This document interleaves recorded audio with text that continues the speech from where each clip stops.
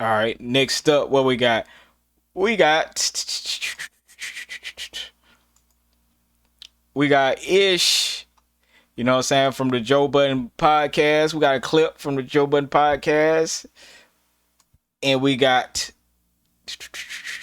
your boy Jim Jones. Talk about why people down south have it easy in life compared to New Yorkers. Oh man, I don't know if I'm ready to hear this.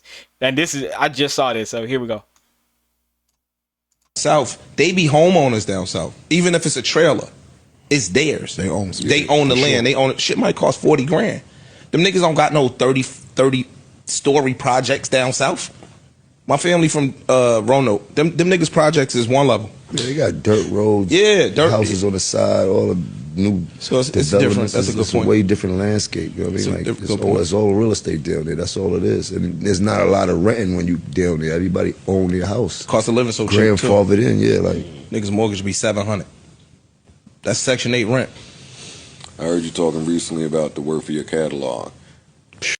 Down south, person that told me, you dig, like, I'm making $50,000-$60,000 a show, $100,000 a show at the height of my shit. I could have been buying houses per show. You dig, and that's the advantage that a lot of South artists have on us also. But that's because they didn't grow up in a big city so dormant and everybody stacked on top of each other. They grew up in houses, so all they know is how to buy houses. Oh, the deed, your name signed on the deed. If your grandmother loses this house, that's your house. So that's in, you know what I mean? That's in a. And it don't be no projects like that down south. No, nothing is houses. It ain't no projects they learn the financial literacy because it's there by default. Yes, by default. You know what I mean? So it's like they have a big event. We didn't. We grew up in the projects. We grew up hustling and learned how to buy fly sneakers. Person that told me, you did. Nah. The way it go.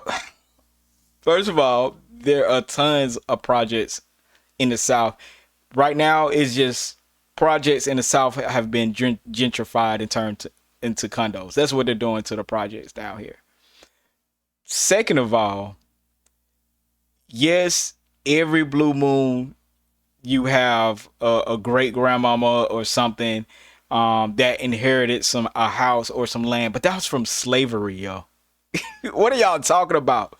The people who grew up in the 80s and 90s grew up in the projects, my dog. The same projects that y'all grew up in, except y'all was higher because y'all wanted to live on top of each other like rats. Like, you know what I'm saying? We lived in apartments, 1, 2, maybe 3-story high projects, but that was it.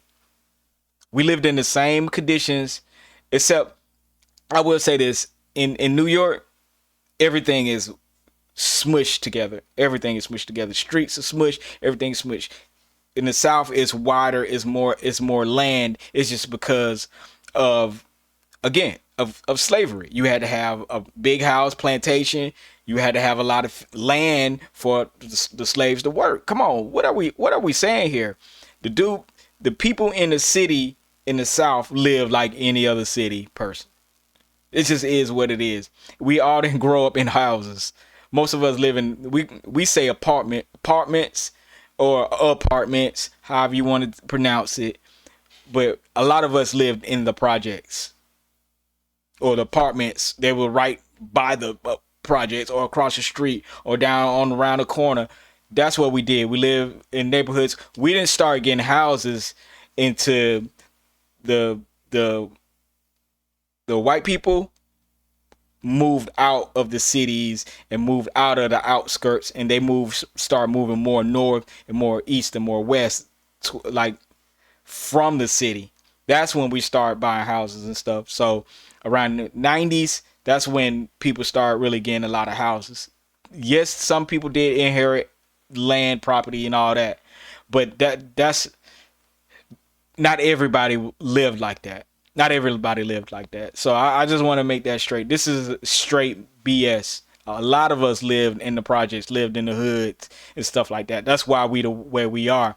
The only difference is we had to self-start everything. That's why we became the people that we are.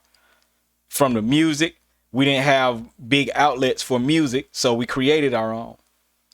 All the things that you think we got gifted, we hustled that up. because we didn't have the outlet to do it. You know what I mean? So I think this is kind of ignorant. It's the same stereotypical craziness that New York does to people in the South. You know what I'm saying? It's the same thing. No, we most city dudes are street dudes. They city dudes. They street dudes. They hood dudes. But it just goes to show you, the New York bias. I again, I don't know why we have a New York bias still. It's that's kind of frustrating. But it is what it is. Hustling ain't no different no matter where you at.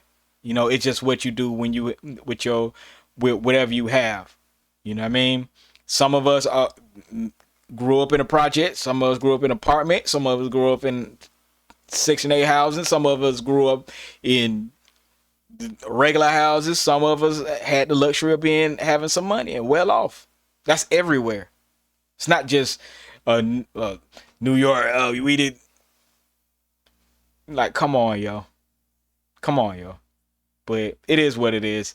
I'm going to the next story because I sometimes this stuff make you want to say something that you shouldn't say. You know what I mean? But I think that's pretty ignorant. That's pretty ignorant, though. That's pretty ignorant to say. I'm surprised. I'm surprised Ish said that. But I will say this: most people from New York who have family that lives down south do live sort of like that. What they're talking about, but that's not the typical South living for people who grew up. You know what I'm saying? So I will say that much. That's probably some stuff they have seen and witnessed for themselves, but that's not the story of the South in whole. Because a lot of us didn't have nothing. A lot of us lived in the projects.